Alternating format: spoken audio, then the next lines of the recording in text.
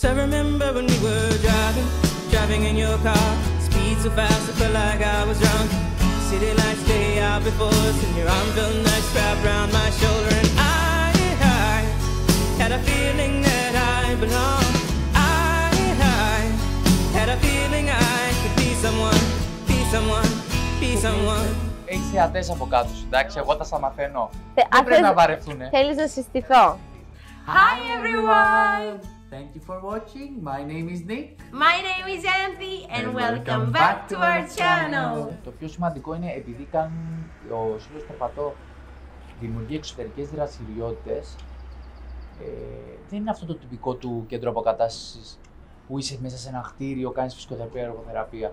Στην ουσία βγαίνεις έξω, μπαίνεις στη διαδικασία να μπεις σε ένα αυτοκίνητο, σε ένα αμάξι, να πας στη θάλασσα, να νιώσεις τη θερμοκρασία που είναι διαφορετική. Αυτές οι δραστηριότητες σου δίνουν μεγαλύτερη όθηση το να βγεις έξω, γιατί ο στόχος αρχικά είναι να βγεις έξω από το σπίτι σου, να μην είσαι κλεισμένο στο σπίτι σου. Και με το συνδυασμό ότι η Κομοτηνή είναι μια τόσο προσβάσιμη πόλη, σε βοηθάει να βγεις και έξω. Δηλαδή να πας για τον καφέ σου, να πας για την πύρα σου, και σε αυτό σε βοηθάει πάρα πολύ να έχεις αυτοπεποίθηση και να συνεχίσεις τη ζωή σου. Δηλαδή, άμα πηγαίναμε στη Ρόδο απευθείας, που δεν είναι τόσο προσβάσιμη όσο η Κομοτηνή, δεν ξέρω άμα είχαμε τόσο μεγάλη αυτοεπίθεση να πούμε.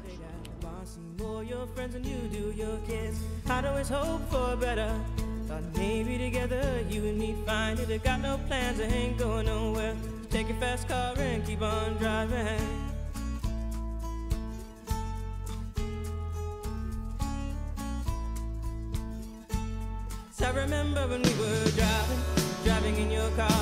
Speed so fast, I felt like I was drunk.